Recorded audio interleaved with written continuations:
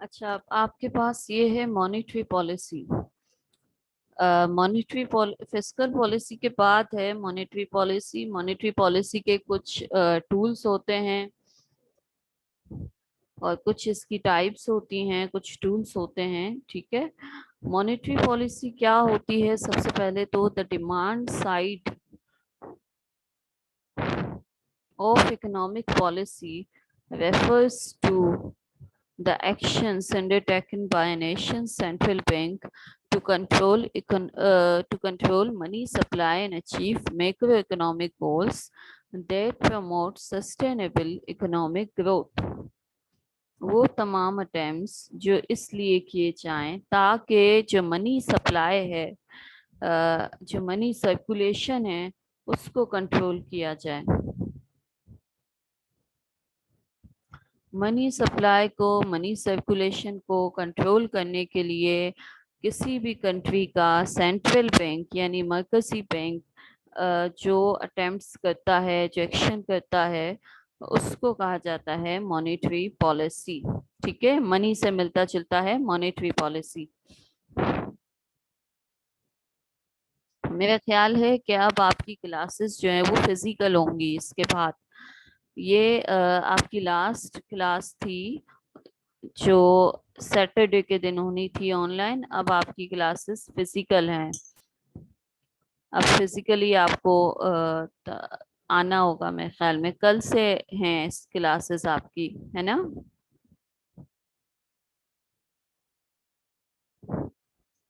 अच्छा, तो इसमें मैम देखें। जी, नोटिफिकेशन नहीं आया अभी तक शायद क्या नहीं आया? हमारी यूनिवर्सिटी से। नोटिफिकेशन नहीं आया अभी तक? मैम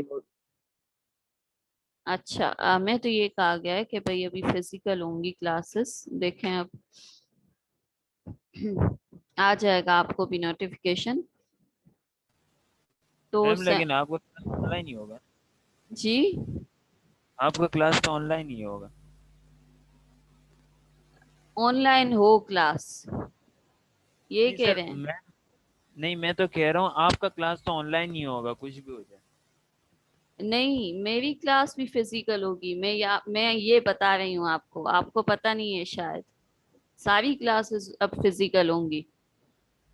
अच्छा। अब सारी क्लासेस फिजिकल होंगी, ये बता रही हूँ आपको।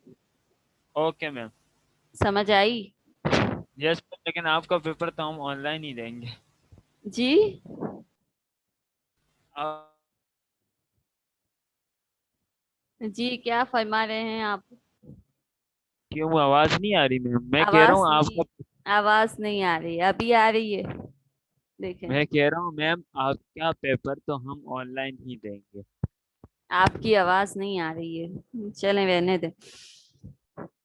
अच्छा भाई, मॉनेटरी पॉलिसी पे वापस आ जाएं। मॉनेटरी पॉलिसी जो है वो उसको कहते हैं कि जो सेंट्रल बैंक है। अब पाकिस्तान का सेंट्रल बैंक कौन सा है? अच्छा बताएं, ये बता दे, पाकिस्तान का सेंट्रल बैंक कौन सा है? State bank of Pakistan. आवाज आ रही है? शुक्र, ये तो हाँ। पता है आपको। State bank of Pakistan. तो स्टेट बैंक ऑफ पाकिस्तान जो जो अटेम्प्ट करेगा मॉनेटरी पॉलिसी के सिलसिले में, यानी कि मनी सप्लाई के सिलसिले में, ठीक है, तो उन तमाम एक्शंस को, उन तमाम पॉलिसीज को मॉनेटरी पॉलिसी कहा जाता है। वो मॉनेटरी पॉलिसी का हिस्सा होती है कि मनी को किस तरह से सप्लाई करना है, मनी की सप्लाई को कितना रखना है, सर्कुलेशन को कितना रखना है। बिकॉज जो मनी की सर्कुलेशन है, जो पैसे की गर्दिश है, यानी कि सर्कुलेट मनी जो हो रहा है, पैसे का जो हजम है, जो वॉल्यूम है मनी का, वो किस पे इम्पैक्ट करता है? वो डिमांड पे इम्पैक्ट करता है। ठीक है, मनी की डिमांड पे इम्पैक्ट करता है, मनी की वैल्यू पे इम्पैक्ट करता है। जिस तरीके से कोई भी प्रोडक्ट जब बहुत ज्यादा हो जाती है सप्लाई, तो उसकी वैल्यू कम हो जाती है। ठीक है, ये पता होगा आपको। डिमांड एंड सप्लाई के लॉस पता है? हम्म, डिमांड सप्लाई के लॉस पता है या नहीं पता?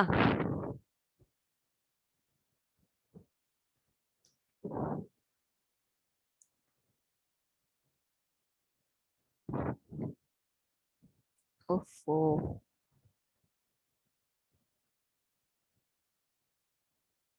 ये क्या हो गया? Another window close.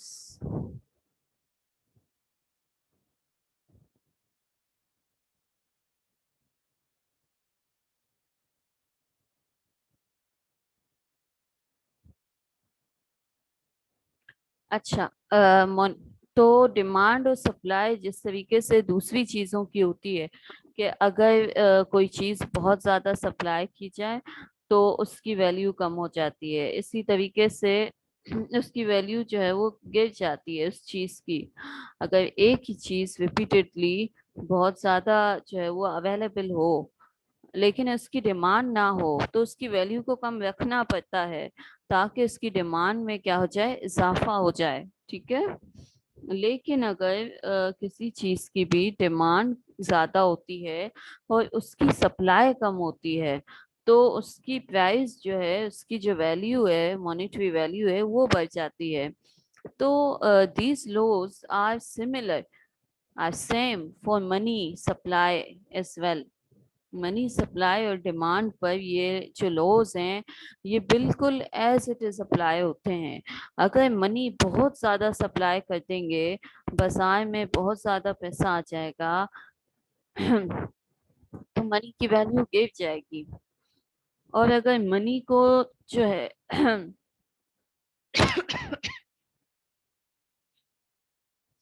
अगर मनी को हम कॉन्ट्रैक्ट कर लेंगे, यानी कि उसकी सप्लाई को कम कर देंगे, तो क्या होगा कि उसकी वैल्यू बढ़ जाएगी। तो ये दो जो है ना वो दोनों साइड हैं। एक साइड ये है कि मनी को बहुत ज्यादा सप्लाई किया जाए, एक साइड ये है कि मनी की सप्लाई को कंट्रोल किया जाए, कम किया जाए। ठीक है।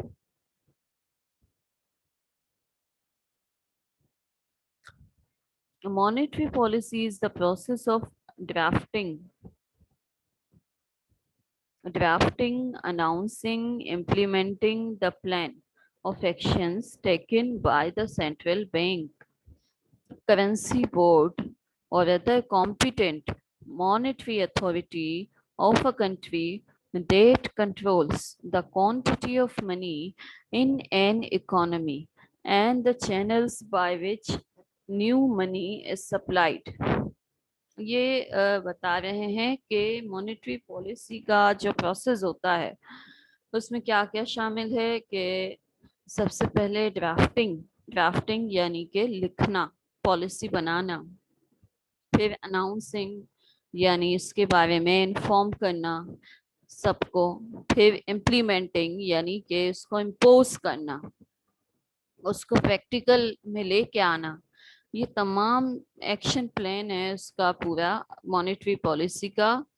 और इसमें क्या कौन कौन से इदारे इसमें शामिल हो सकते हैं? इसमें सेंट्रल बैंक होता है, एक करेंसी बोर्ड होता है। ठीक है, करेंसी बोर्ड भी एक बोर्ड है, जिस तरीके से तमाम बोर्ड होते हैं, क्रिकेट बोर्ड ये वो, तो एक करेंसी बोर्ड होता है जिसका ताल्लुक करेंसी से होता है।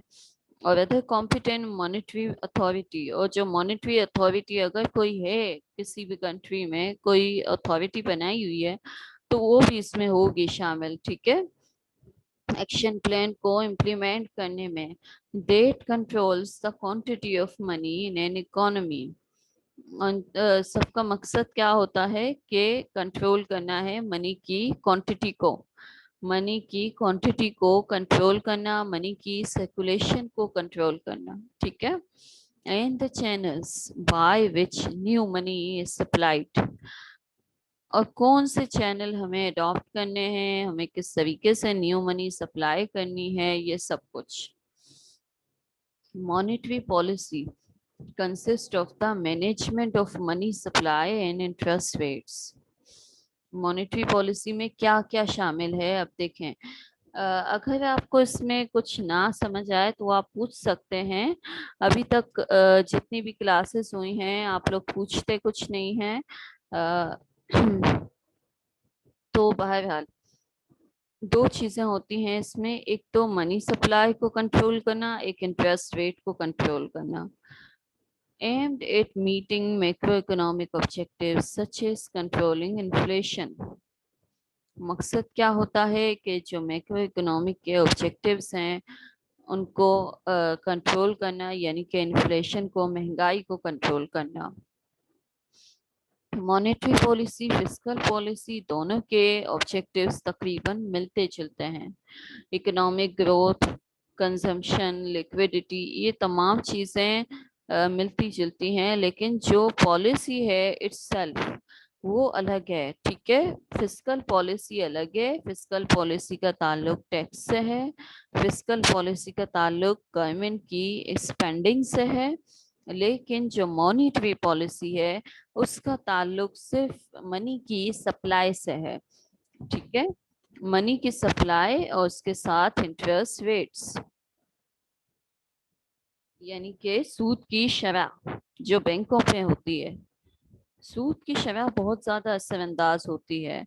अब देखें, money, what is money supply, ये आपके लिए ओपन किया है। The money supply is all the currency and other liquid instruments in a country's economy on the date measured. Money supply का मतलब है कि all the currency and other liquid instruments. Liquid instruments वो instruments होते हैं जो money की जगह पे यूज किए जाते हैं, जैसे कि चेक हो गए। चेक को मनी, क्रेडिट इंस्ट्रूमेंट्स हो गए। क्रेडिट इंस्ट्रूमेंट्स के बारे में आपने अगर इंटर कॉमर्स किया है तो आपको पता होगा कि क्रेडिट इंस्ट्रूमेंट्स कौन कौन से होते हैं। प्रॉमिसरी नोट होता है इसमें, और बिल्स होते हैं, और ट्रेजरी नोट्स होते हैं, बॉन्ड्स होते हैं, डिबेंचर्स होते हैं। तो ये सब कुछ होता है इसमें, लिक्विड इंस्ट्रूमेंट्स में शामिल होते हैं ये, क्योंकि इनको हम जब सेल करते हैं तो ये फौरन सेल हो जाते हैं और हमारे पास फौरन से मनी हमें मिल जाती है। ठीक है, तो मनी सप्लाई का मतलब क्या हुआ भाई, कि कितनी करेंसी अवेलेबल है। दूसरी बात ये कि कितने लिक्विड इंस्ट्रूमेंट्स रनिंग में है। ठीक है, किसी भी कंट्री में। द मनी सप्लाई रफली includes both cash and deposits that can be used almost as easily as cash। वो तमाम इंस्ट्रूमेंट्स शामिल हैं जो कैश के तौर पे यूज किए जा सकते हैं। खासतौर पे जो बैंक डिपॉजिट्स होते हैं जिनको हम चेक के थ्रू यूज करते हैं, और कैश इटसेल्फ, कितना कैश रनिंग में किसी भी कंट्री में, इसको मनी सप्लाई कहते हैं। Governments issue paper currency and coin through some combination of their central bank and treasuries। Government जो है वो नॉर्मली दो किस्म की करेंसी होती है, एक पेपर करेंसी होती है, एक कॉइन्स होते हैं। Bank regulators influence money supply available to the public through the requirements placed on banks to hold reserves, how to extend credit and other regulation। अब ये टूल्स हम जब पढ़ेंगे तो आपको उसमें अच्छे तरीके से समझ आ जाएगा कि मॉनेटरी पॉलिसी को किस तरीके से इम्पोज करते हैं।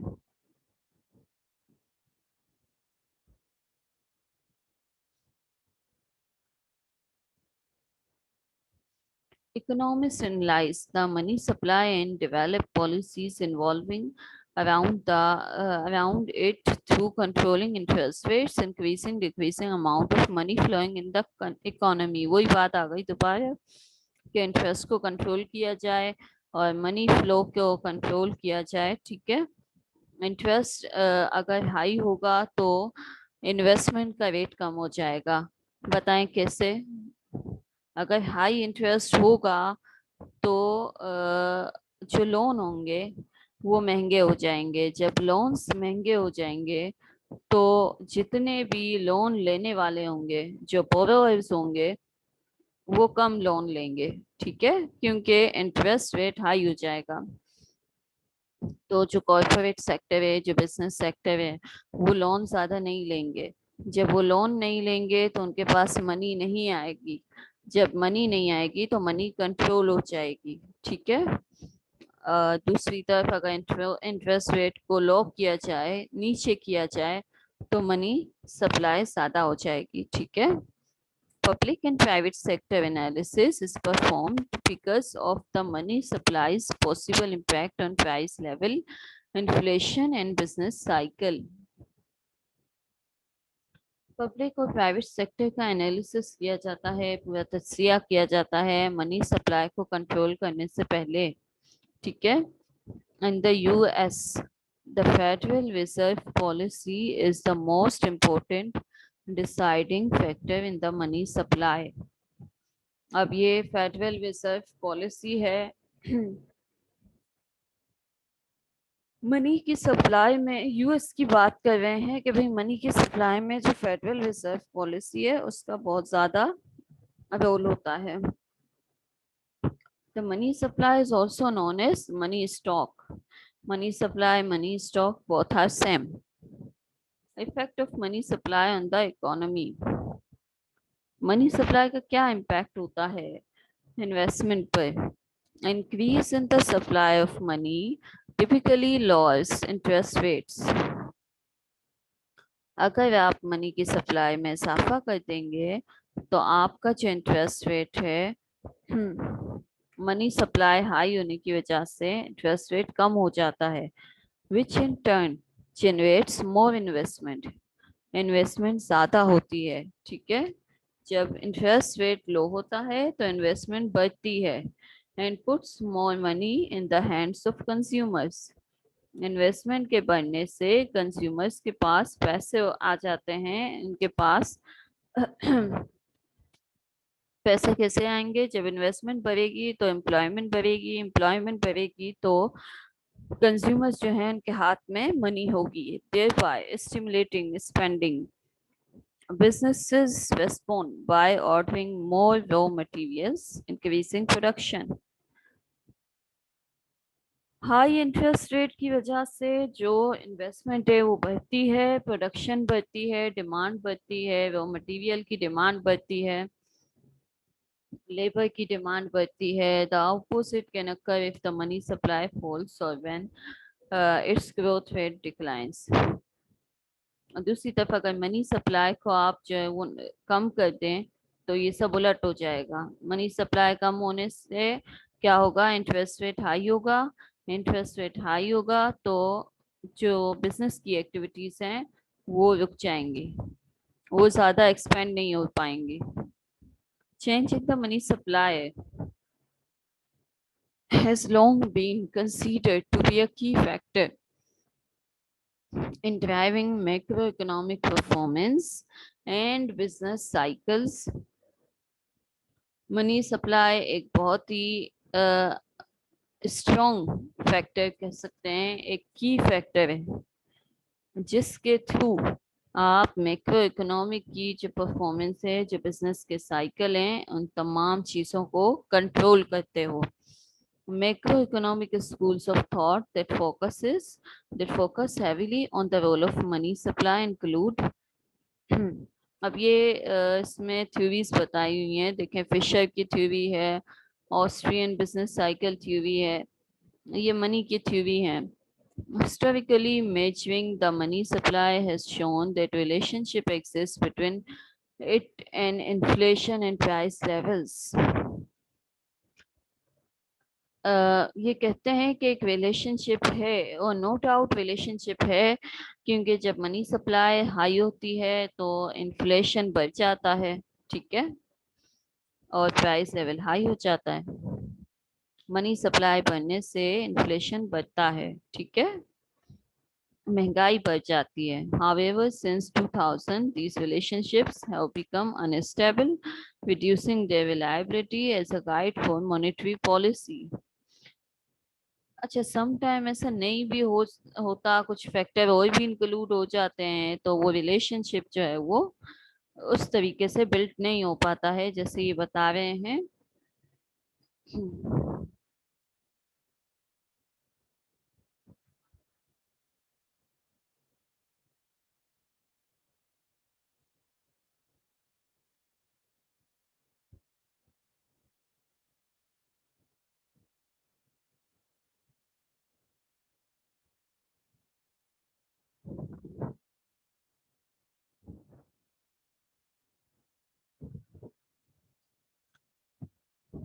अच्छा, आप देखें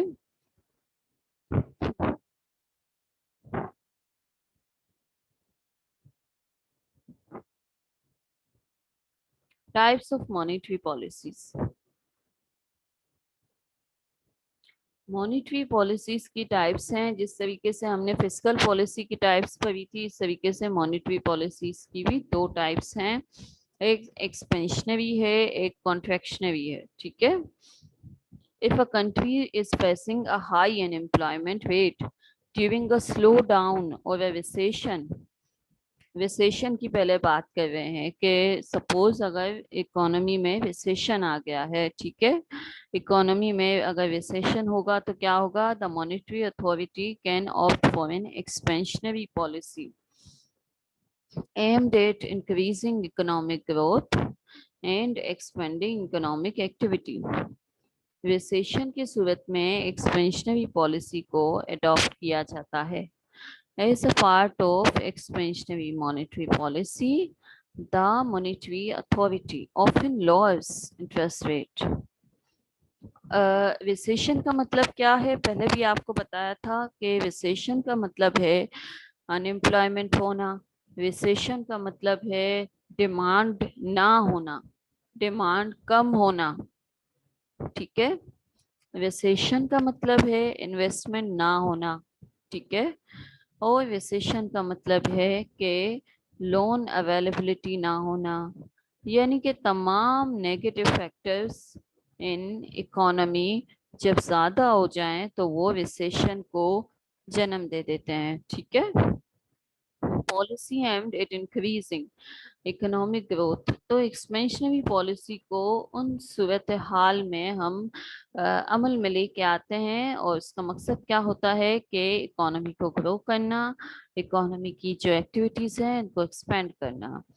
as a part of expansionary monetary policy, expansionary monetary policy में क्या किया जाता है, लो the monetary authority often lowers interest rates through various measures serving to promote spending and make money saving relatively unfavorable। क्या करते हैं भाई, इंटरेस्ट रेट को लो कर देते हैं। ठीक है। मॉनेटरी अथॉरिटी जो भी होगी, सेंट्रल बैंक है, उसके साथ कोई भी अथॉरिटी है, तो वो इंटरेस्ट का जो रेट है, जो सूद की शरह है, उसको नीचे ले आएंगे। जब सूद की शरह को नीचे ले आएंगे तो लोन अवेलेबिलिटी ज़्यादा हो जाएगी, आसान हो जाएगी, लोन बोरो करना आसान होगा। सूद की शरह को नीचे करने से लोन लेना आसान होगा।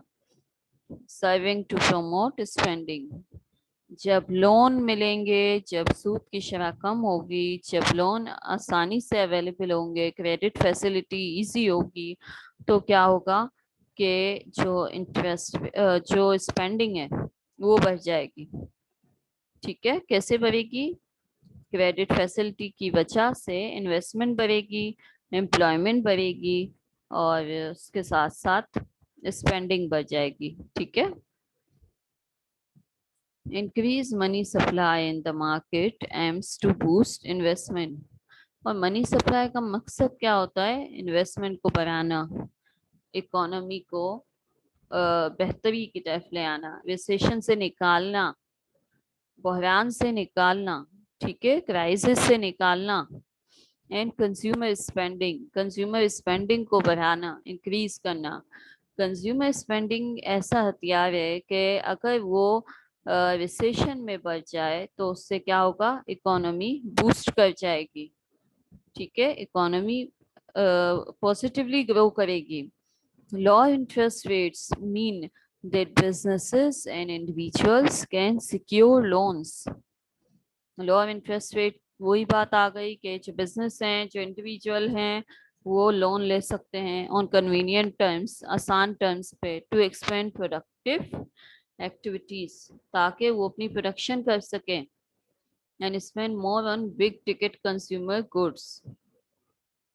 कंज्यूमर गुड्स पे ज्यादा से ज्यादा वो क्या कर सकें, खर्च कर सकें।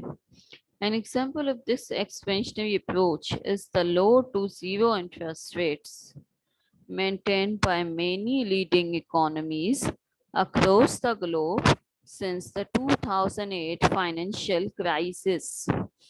2008 में जो फाइनेंशियल क्राइसिस आया था उसके बाद बहुत सारी इकोनॉमीज ने ये किया था कि इंटरेस्ट रेट को या तो कम किया था या फिर उसको जीरो पे ले आए थे, ताकि जो है वो लोन की फैसिलिटीज में इजाफा हो, लोग ज्यादा से ज्यादा लोन लें, और जब वो लोन लेंगे तो वो प्रोडक्शन में इन्वेस्ट करेंगे, एम्प्लॉयमेंट मिलेगी, स्पेंडिंग बढ़ेंगी और डिमांड बढ़ेगी। तो उसकी वजह से क्या होगा कि जो इकोनॉमी है वो क्राइसिस से निकलेगी। जब वो क्राइसिस से निकलेगी तो वो क्राइसिस से निकलने के बाद रिकवरी की तरफ आएगी, बूम की तरफ आएगी, पीक लेवल की तरफ आएगी। ओके। उसके बाद है contractionary policy. Contractionary policy is the reverse of expansionary policy. जब मनी सप्लाई बढ़ती है, जैसे कि हमने एक्सपेंशनरी पॉलिसी में पढ़ा है अभी, कि मनी सप्लाई को बढ़ाते हैं तो डिमांड बढ़ती है और हर चीज जो है वो पॉजिटिवली रिएक्ट करती है। लेकिन high money supply, increase money supply से और क्या होता है, ये होता है कि इन्फ्लेशन बढ़ जाता है, महंगाई बढ़ जाती है, raising the cost of living and cost of doing business. Cost of living बढ़ जाती है, यानी कि जब इन्फ्लेशन बढ़ेगा तो जो लिविंग कॉस्ट है, जो लाइफ की कॉस्ट है, सर्वाइवल की जो कॉस्ट है वो बढ़ जाएगी ऑब्वियसली। ठीक है।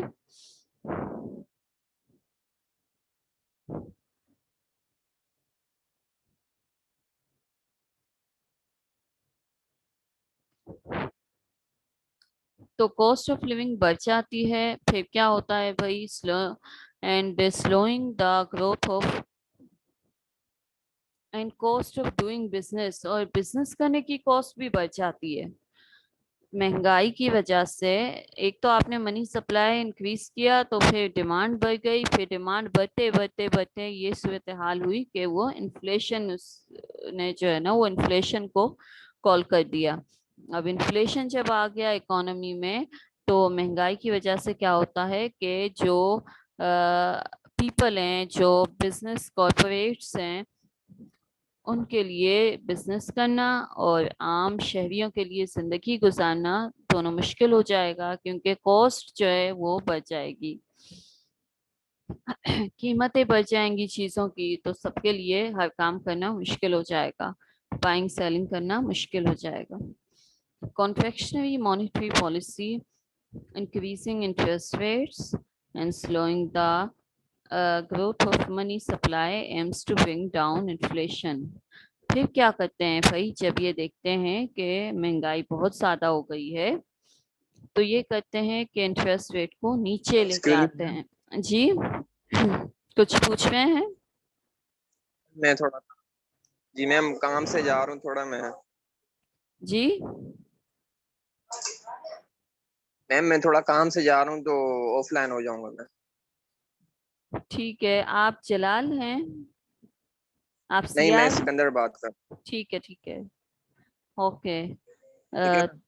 सियार आप अभी इमेज ले लें इसकी अटेंडेंस की, फिर मुझे भेज दीजिएगा। अभी स्ट्रेंथ अच्छी है, 11 है पार्टिसिपेंट्स, मतलब 10 स्टूडेंट्स हैं, एक तो मैं खुद हूँ। तो अभी आप ले लें अटेंडेंस। कॉन्फेक्शनरी मॉनेटरी पॉलिसी में क्या होता है भाई, इंटरेस्ट रेट हाई होता है, इंटरेस्ट रेट को जो है वो लो किया जाता है। इंटरेस्ट रेट जब लो होता है तो इंटरेस्ट सॉरी हाई किया जाता है, इंटरेस्ट रेट गलत कह दिया। वो एक्सपेंशनरी का हिस्सा था जिसमें इंटरेस्ट रेट लो किया जाता था या जीरो किया जाता था। कॉन्ट्रैक्शनरी पॉलिसी में ये होता है कि इंटरेस्ट रेट को हाई किया जाता है। कॉन्ट्रैक्शन का मतलब होता है कम करना, जो फैलाव है उसको कम करना। ठीक है। तो फैलाव को कम करने के लिए हम क्या करते हैं, कॉन्ट्रैक्शन करने के लिए हम क्या करते हैं, इंटरेस्ट रेट को बहुत हाई कर देते हैं। जब इंटरेस्ट रेट हाई होता है तो लोन महंगे हो जाते हैं, जब लोन महंगे होते हैं मनी की सप्लाई कम हो जाती है, इन्वेस्टमेंट कम होती है और अनएम्प्लॉयमेंट थोड़ी बढ़ती है।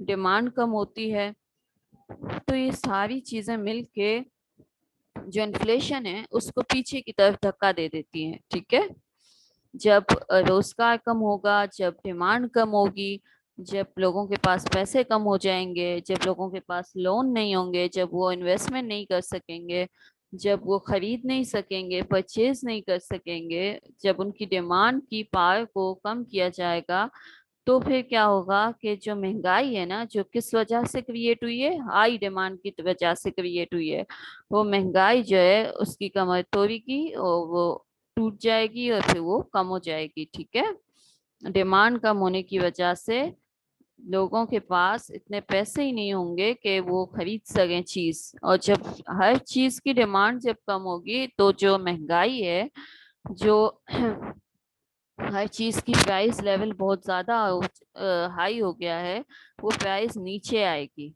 जब ये देखेंगे कि भाई लोगों की डिमांड कम हो गई है, लोग अब इतना डिमांड नहीं कर रहे हैं चीज को, लोगों के पास रोजगार नहीं है, उनके पास इतने पैसे नहीं है, तो फिर क्या होगा कि वो चीजें जिनकी प्राइसेस बहुत ज्यादा हाई हो गई हैं, उनकी प्राइसेस आहिस्ता आहिस्ता नॉर्मल होंगी, लेवल पे आएंगी। ठीक है, in the early 80s when inflation hit record highs and was hovering in the double digit range of around 15%.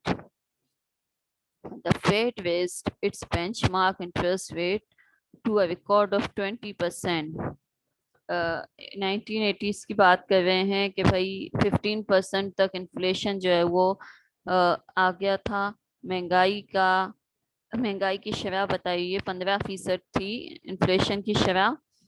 The federal ने यानी विफाक ने क्या किया भाई कि इंटरेस्ट रेट को वो 20% पर लेके आया। अब यहाँ पर ज्यादातर यूएस की मिसाल होती है, 20% पर लेके आए तो the high rates resulted in a recession, it manage to bring back inflation to the desired range of 3 to 4% over the next few years.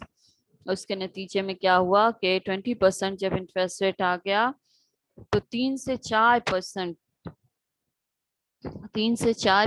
Inflation हो गया, यानी 15% था वो 3 से 4% पे आ गया। ठीक है, तो ये पॉलिसीज होती हैं, कॉन्ट्रैक्शनरी पॉलिसी है, एक एक्सपेंशनरी पॉलिसी है। ठीक है, अब इसमें कुछ टूल्स होते हैं, यानी कि जो मॉनेटरी पॉलिसी है उसको किस तरीके से शेप दिया जाए, कौन से टूल यूज किए जाएं। तो बहुत सारे टूल होते हैं, देखें इसमें सबसे पहले ओपन मार्केट ऑपरेशंस है, जिसको ओएमओ भी कहा जाता है, ओपन मार्केट ऑपरेशंस। सेकंड उसमें जो है ना वो इंटरेस्ट रेट का है, मेरे ख्याल में डिस्काउंट रेट कहा जाता है उसको, इस पॉलिसी को डिस्काउंटिंग कहा जाता है। थर्ड आपके पास रिजर्व रिक्वायरमेंट्स हैं। ठीक है, फोर्थ जो है वो अनकन्वेंशनल मॉनेटरी पॉलिसी है, कोई 5 भी है उसके बाद। ठीक है, तो ये जो स्टार्ट की 3 है वो बहुत ज्यादा फेमस है। अब आपका टाइम भी ओवर होने वाला है, इसके बाद हम तीसरे सेशन की तरफ जाएंगे। आज मैंने सीआर को कहा था कि 9 बजे स्टार्ट कर लेते हैं, बट वो कह रहे थे कि आप स्टूडेंट्स जो है वो नहीं आते हैं 9 बजे, तो 9 बजे अगर स्टार्ट हो जाता तो अभी तक खत्म हो चुके होते सेशन तीनों। बहरहाल अब तीसरा सेशन है, उसके अलावा एक और भी सेशन आपका पेंडिंग में है, वो इंशाल्लाह कल होगा सुबह। ठीक है, कल आपका एक सेशन सुबह होगा जो पहले से पेंडिंग में है। अभी आपका एक तीसरा जो सेशन रहता है वो इंशाल्लाह हो जाएगा। फिर ये क्लास सैटरडे वाली तो कवर हो गई, उसके अलावा जो एक सेशन रहता था वो कल होगा इंशाल्लाह। ठीक है, तो बैक आ जाएं tools to implement monetary policy पे। और सबसे पहले है ओपन मार्केट ऑपरेशंस। पता है किसी को क्या होता है ओपन मार्केट ऑपरेशन, किसको कहा जाता है? जी, बता सकते हैं कोई? क्या होता है open market operation? First is the buying and selling of short term bonds. on the open market using newly created bank reserves. This is known as open market operations. Open market operations traditionally target short-term interest rate such as the federal funds rate. The central bank adds money into the banking system by buying assets or removes it by selling assets. And banks respond by loaning the money more easily at lower rates or more dearly at higher rates until the central bank interest rate target is met. देखें, open market operation अब सबसे पहले तो हमने policy पढ़ी कि एक expansionary policy है जिसमें इंटरेस्ट रेट लो है, एक कॉन्ट्रैक्शनरी पॉलिसी है जिसमें इंटरेस्ट रेट हाई है. ठीक है, अब ये पहला तरीका है ओपन मार्केट ऑपरेशन का, मॉनेटरी पॉलिसी का. ठीक है, ओपन मार्केट ऑपरेशन में क्या होता है कि जो सेंट्रल बैंक है, जो कि गवर्नमेंट का बैंक है, वो क्या करता है भाई, जो एसेट्स होते हैं ना, फाइनेंशियल एसेट्स, जैसे बॉन्ड्स हो गए, डिबेंचर हो गए, शेयर्स हो गए, अगर बैंक ये चाहता है, सेंट्रल बैंक, के मनी सप्लाई को बढ़ाया जाए, तो सेंट्रल बैंक क्या करेगा भाई, बाइंग एसेट्स, वो एसेट्स को बाय कर लेंगे, यानी शेयर्स बाय करेंगे और शेयर्स को, डिबेंचर्स को, बॉन्ड्स को बाय करेंगे. और जब वो बाय करेंगे तो ऐसा आप कहें कि बदले के तौर पे, वो कंपनसेशन के तौर पे जो मनी देंगे बाय करने के बाद, तो वो मनी मार्केट का हिस्सा बन जाएगी, इकोनॉमी का हिस्सा बन जाएगी, और फिर जो मनी सप्लाई है उसमें इजाफा हो जाएगा. ठीक है, ये हो गई expansionary policy. On the other hand, अगर मनी को रिमूव करना है, कम करना है, मनी सप्लाई को कॉन्ट्रैक्ट करना है, तो फिर क्या करेंगे कि जो एसेट्स है ना, उनको सेल करेंगे. ठीक है, जब एसेट्स को सेल करेंगे, जो फाइनेंशियल एसेट्स होते हैं, जैसे आपने सुना होगा प्राइस बॉन्ड वगैरह सेल करना, तो इसका मकसद क्या होता है कि जो पब्लिक के पास पैसा है वो गवर्नमेंट के पास आ जाए. गवर्नमेंट प्राइस बॉन्ड इशू करती है, डिबेंचर भी इशू होते हैं, और बहुत सारे ट्रेजरी बिल्स वगैरह इशू होते हैं गवर्नमेंट की तरफ से.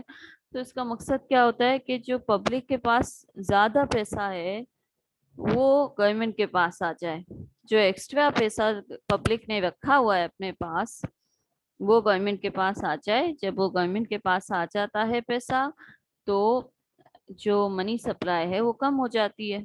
ठीक है.